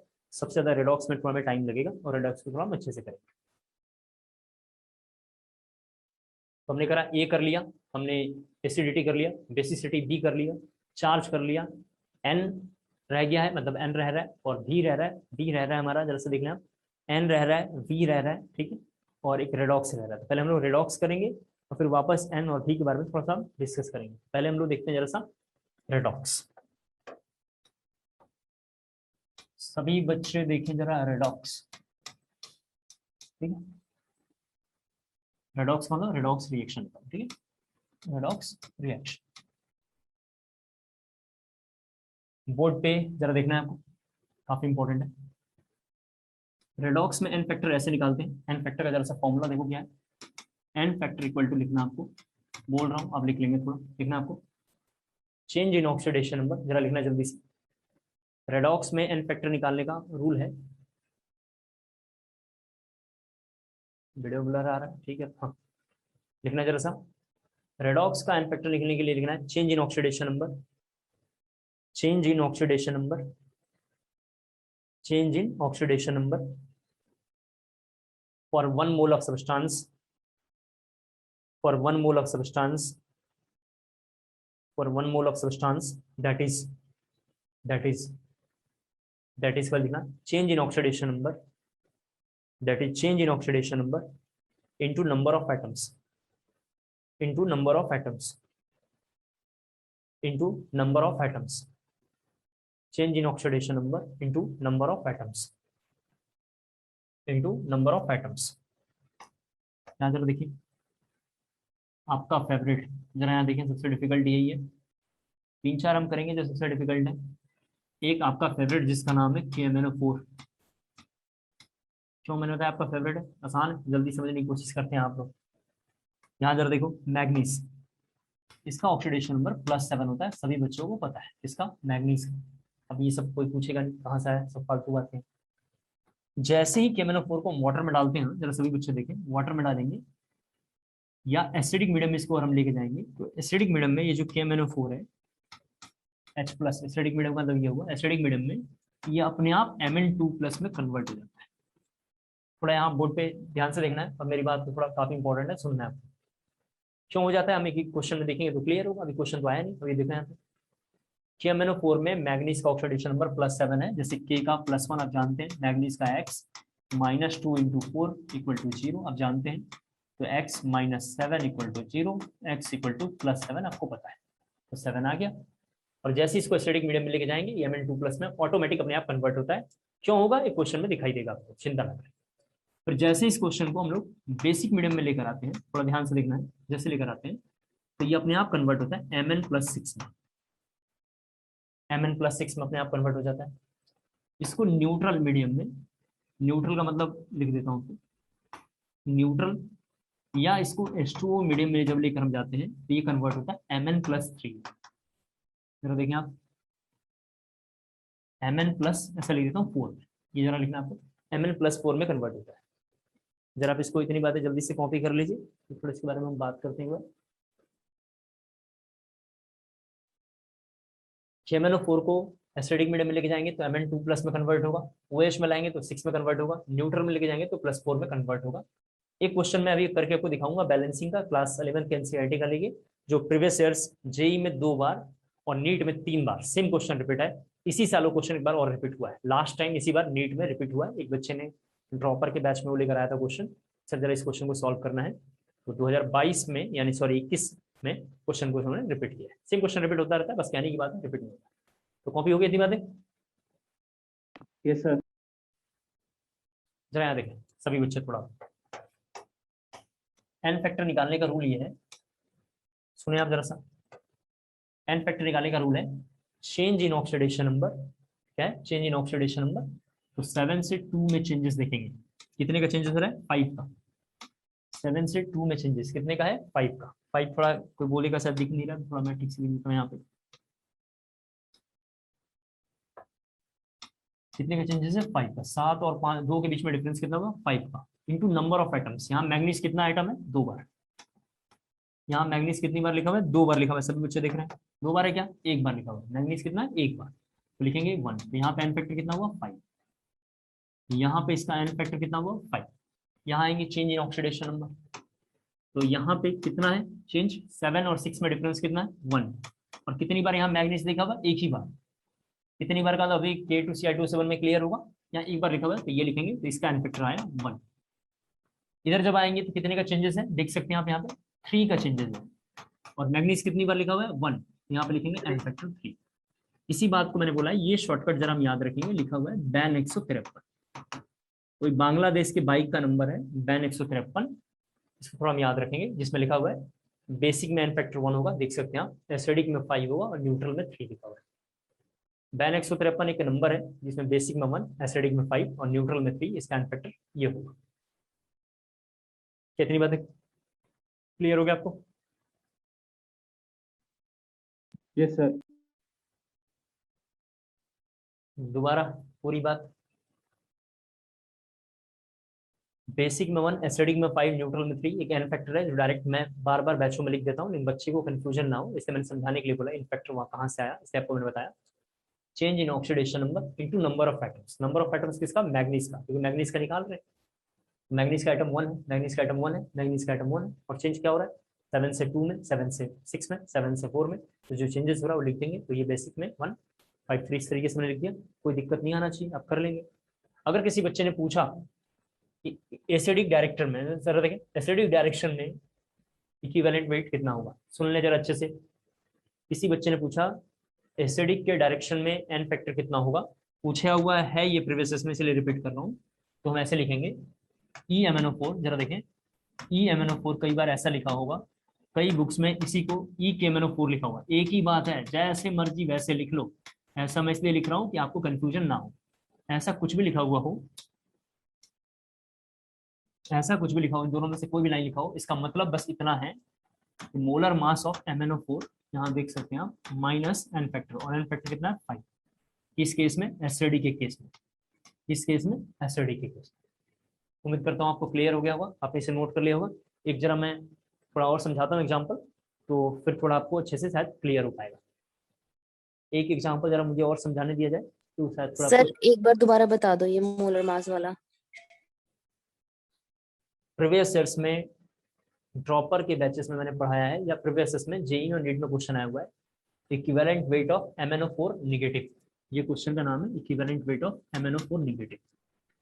ये लिखा हो या ये लिखा हो तो हमें इसका मोलर मास लाना है। किस कंपाउंड का? इस कंपाउंड का मोलर मास लाना है। तो इस कंपाउंड का पहले मोलर मास लेकर आएंगे। मोलर मास ला के हमने यहाँ रख दिया, डिवाइडेड बाई 5 ही क्यों लिखा हमने? क्योंकि क्वेश्चन में एसिडिक मीडियम में लिखा हुआ है। कैसे पता चला? कि हमने एरो इधर बना दिया कि इसके बारे में निकालना है। अगर ये पूछता तो इसका एन फैक्टर डिवाइडेड बाई इसका लिखते हैं, एन फैक्टर कितना? 1। ये पूछता तो एन ये पूरा मास लेते और एन फैक्टर डिवाइड करते, कितना होता? 3। इस तरीके से हम निकालते। ठीक है, ओके सर। जरा एक एग्जांपल थोड़ा और समझाता हूँ, फिर हम दोनों को जरा कंपेयर करेंगे। इसको मैं रफ नहीं कर रहा हूँ, आप जरा देखिए यहाँ पे। एक आपका बहुत अगेन फेमस और बहुत फेवरेट जिसका नाम है K2Cl2O7, नाम है K2Cl2O7। Cr का ऑक्सीडेशन नंबर सभी बच्चों को पता है +6 होता है।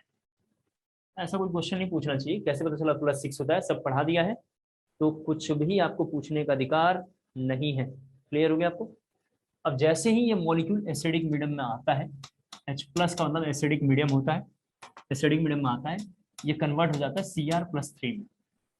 Cr+3 में अपने आप कन्वर्ट होता है। एक क्वेश्चन मैं आपको लिखूंगा अभी 2-4 मिनट में, तो आपको दिख जाएगा। तो एन फैक्टर निकालेंगे, चेंज इन ऑक्सीडेशन नंबर, तो कितने का चेंज है? 6 से 3 में कन्वर्ट हो रहा है। कितने का चेंज? 3 का। Change in oxidation number either oxidation और रिडक्शन, कुछ भी लिखा हुआ था, तो चेंज कितने का हो रहा है? 3 का। लेकिन इस बार जरा सभी बच्चे बोर्ड पे यहाँ देखेंगे, लिखना बंद कर दें, बोर्ड पे देखें एक बार। इस बार Ca में 2 इलेक्ट्रॉन, यहाँ देखना है Cr के पास कितना है? 2 इलेक्ट्रॉन। सभी बच्चे देखें, Cr पे 2 इलेक्ट्रॉन है, तो यहाँ 2 का मल्टीप्लाई करेंगे, और जैसे ही 2 का मल्टीप्लाई करेंगे यहाँ एन फैक्टर 6 होगा। लेकिन आप देख सकते हैं यहाँ मैग्नीज में ऐसा कुछ भी नहीं है, मैग्नीज के पास ऐसा यहाँ पे कुछ भी नहीं है, इसीलिए हमने सब में 1 1 का मल्टीप्लाई किया है। लेकिन आप यहाँ देख सकते हैं यहाँ पे Cr के पास 2 इलेक्ट्रॉन है, तो हमने लिखा change in oxidation number into total number of atoms, into total number of atoms. इसका एन फैक्टर कितना होगा 2, मल्टीप्लाई करने के बाद 6 एन फैक्टर आ जाएगा। कॉपी जरा जल्दी से कर लें। Done sir. ठीक है, लिखना है थोड़ा सा आपको, एक लाइन लिखना है इन KMnO4, थोड़ा 2 लाइनें में लिखनी है। पहला पॉइंट लिखना है इन KMnO4, इन KMnO4, इन KMnO4 हो गया। Always consider acidic medium, always consider acidic medium, मतलब बाय डिफॉल्ट एसिडिक लेना है तो always consider acidic medium unless otherwise mention, unless otherwise mentioned, unless otherwise mentioned, unless otherwise mentioned, unless otherwise mentioned, full stop. फिर paragraph जरा change करके शुरू से फिर से लिखना है, दूसरा लाइन से एक बार दोबारा लिखना है, लिखना है in basic medium of K2Cl2O7, in basic medium of K2Cl2O7 will not act as oxidizing agent, will not act as oxidizing agent because it is unstable, because it is unstable, because it is unstable and it is unstable, and in basic medium, in basic medium, in basic medium it convert chromate ion, it convert chromate ion, it convert chromate ion, it convert chromate ion, it convert chromate ion। जरा यहाँ देखिए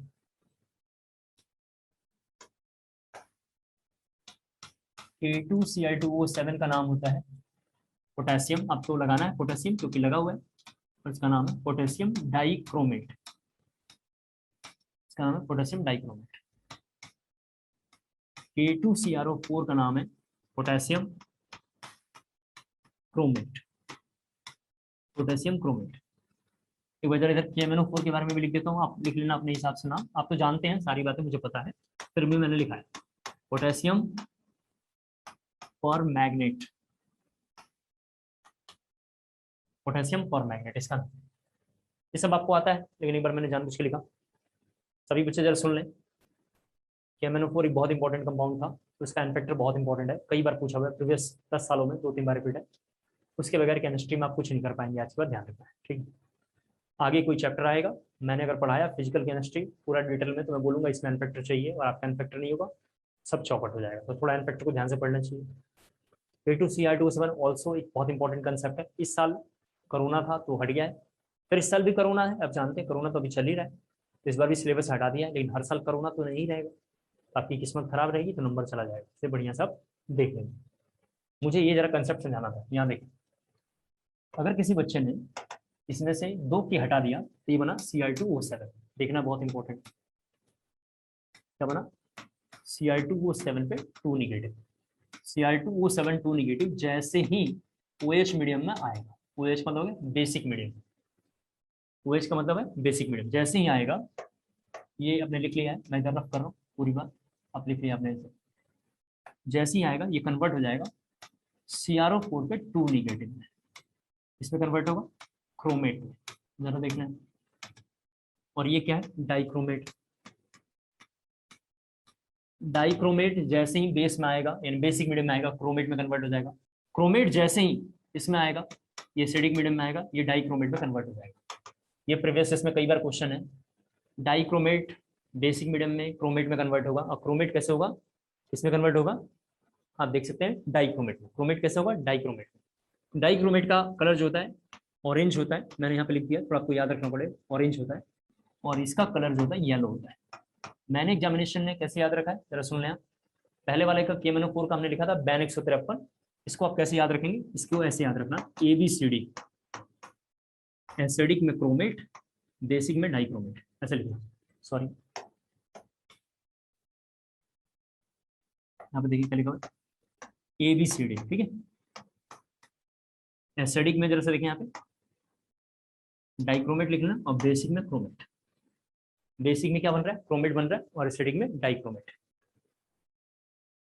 basic में chromate और acidic में dichromate, acidic में dichromate. Clear हो गया? हो गया? Yes sir. जी सर।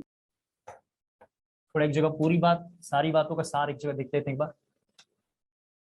जरा देखें, एक इंपॉर्टेंट सारी बातों का list of important oxidising agent. सभी बच्चे यहाँ जरा देखें, इसमें फर्स्ट हमें एक सार है जिसका नाम है KMnO4। पूरी बात का एक सार यहाँ देखें, Mn2+, मैंने पढ़ा दिया है, कोई बच्चा चिक चिक नहीं करना चाहिए। OH- Mn+6 Mn+4 water. First compound का नाम है KMnO4, मैंने पढ़ा दिया है, कोई भी नौटंकी नहीं होना चाहिए आपको समझने में, रफ कर रहा हूँ। दूसरा बहुत फेमस का नाम है P2Cr2O7। जरा आपको लिस्ट ये रेडी करना है, ठीक है, इसके बगैर काम नहीं चलेगा, तो ये लिस्ट जरा रेडी करना है, जल्दी से इसको नोट कर लें, ठीक है। लिस्ट क्या है, इसको H+ में लेकर आएंगे, किसमें कन्वर्ट होगा, Cr+3 होगा, तो जानते हैं Cr लिखा हुआ है, क्रोमियम लिखा हुआ है, Cr+3। थर्ड लिखा हुआ है K2CrO4, K2CrO4 जरा देखें, थर्ड लिखा हुआ है K2CrO4, यहाँ पे लिखा हुआ है OH मीडियम, और यहाँ पे लिखा हुआ है Cr+3। फोर्थ जरा देखो, लिखा हुआ है H2O2 गिव्स H2O, ठीक है, गिव्स H2O कर लेंगे हम। 5 एक मुझे बताना है, लेकिन थोड़ा 5 के स्पेस नहीं, तो 5 के बारे में जरा बात करते हैं, इसको जरा जल्दी से नोट कर लीजिएगा। सर ये फोर्थ। फोर्थ ये H2O2 गिव्स H2O। जी, डिस्प्रपोर्शनेशन रिएक्शन पढ़ाया था आपको, थोड़ा याद हो तो, यस सर, यस सर। उसमें एग्जाम्पल ये लिखो। दुनिया का सबसे आसान काम है पढ़ाई। देखो मैं तो अगर आपके जगह पे रहूं तो बस यही काम करना, बढ़िया से खाना, बढ़िया से पढ़ना। आप विश्वास माने मेरा, मैंने देखा है, अब पता नहीं इस बात को माने या ना माने, अभी तो अब जो दुनिया देख रहे हो तो आप ही जानते होंगे, लेकिन मैंने अपने आंखों के सामने देखा है, और मैं हर बच्चों को ये बात बोलता हूँ, उसमें से 10% लोग सुनते हैं, अब 5% लोग करते हैं, 2% लोग कामयाब होते हैं। अगर आपके पास गरीबी है, गरीबी इस दुनिया में सबके पास है, मेरे पास भी है, आपके पास भी, सबके पास है। गरीबी को हटाने का सबसे बेहतरीन तरीका है सरकार से भीख मांगना नहीं, इतना बढ़िया पढ़ना कि दूसरे का कंपेयर में हम आगे निकल जाए। आज की डेट में जो नहीं पढ़ेगा उसका मौका कोई और छीन लेगा, खासकर जनरल में पैदा है तो पहले तो पैदा होना ही गुनाह है, और हो गया तो फिर उसकी करियर चौपट, और अच्छे से नहीं पढ़ेगा। तो गरीबी को दूर करने का सबसे बेहतरीन तरीका है बढ़िया से पढ़िए। अब थोड़ा एक बार एन फैक्टर डिसाइड कर लेते हैं, फिर एक होमवर्क बोल दूंगा जिसका को करके लाना है। इधर देखें, इसका एन फैक्टर आपको पता है, इसका एन फैक्टर निकालने का शॉर्टकट यहाँ लिख देता हूँ, बैन 153। जो हमने थोड़ा लिखा है दोबारा लिख रहा हूँ, क्यों मैंने लिस्ट दोबारा बनाया है, क्योंकि आगे बार बार आएगा तो बोलूंगा ऑक्सीडाइजिंग एजेंट कौन सा है लिस्ट में, आप आना तुरंत देख लेना, खत्म हो गया। इसका एन फैक्टर सभी बच्चों को पता है 6। जरा एक बार सभी बच्चे बोर्ड पे देखें, इसमें जरा देखो एक बार थोड़ा, ये +6 है, चेंज इन ऑक्सीडेशन नंबर, तो चेंज इन ऑक्सीडेशन नंबर कितना है 3, यहाँ जरा देखो, चेंज इन ऑक्सीडेशन नंबर कितना है 3, जरा प्लीज यहाँ देखें। लेकिन ऊपर वाले में Cr2 था, जरा सभी बच्चे बोर्ड पे देखेंगे, ऊपर में Cr की वैल्यू 2 है और नीचे में Cr वैल्यू कितना है 1 है, तो इसका एन फैक्टर कितना होगा 3। एन फैक्टर कितना होगा 3। यहाँ पे जरा आएंगे तो यहाँ पे तो -1 ऑक्सीडेशन नंबर होता है, यहाँ पे कितना था -2 होता है। सर ये +6 कैसे पता चला आपको, निकाला हमने ऑक्सीडेशन नंबर, यहाँ पे पेरोक्साइड में -1 होता है, तो चेंज इन ऑक्सीडेशन नंबर कितना चेंज है यहाँ पे 1, और जरा से यहाँ पे देखो कितना चेंज है यहाँ पे 1 का इंटू कितना यहाँ पे है ऑक्सीजन 2, तो इसका एन फैक्टर 2 होगा। क्लियर हो गया? Yes sir. तो मैं एक होमवर्क बोलूं, अगर आप करके लाएं तो बताइए, करें? Yes sir. तो जरा मैं इधर रफ कर रहा हूँ, ठीक है। 5 हमारे पास ऑक्सीडाइजिंग एजेंट की लिस्ट थी, 4 हमने देख लिया, 5वां ये है। 5 नंबर का नाम है NO3 निगेटिव, जो बेसिकली HNO3 से बना हुआ है, जो बेसिकली HNO3 से बना हुआ है। आपको इन सभी का एन फैक्टर निकालना है, NH4+, NO2, N2O, N2। मुझे इतने सारे एलिमेंट का एन फैक्टर चाहिए। जैसे अभी एक मैं समझा देता हूँ, अब घर से करके लाना, सर मैं समझा पाऊंगा और फिर आप घर से करके लाना। कोई बच्चा मुझे ये बताए कि NO3 नेगेटिव का ऑक्सीडेशन नंबर क्या होगा। NO3 नेगेटिव में नाइट्रोजन का ऑक्सीडेशन नंबर कितना होगा, कोई बच्चा ये बताए। ये रफ कर रहा हूँ, ये हो गया, ये तो हमारा होमवर्क है, एक जरा समझाऊंगा, आप कर लेना बाकी।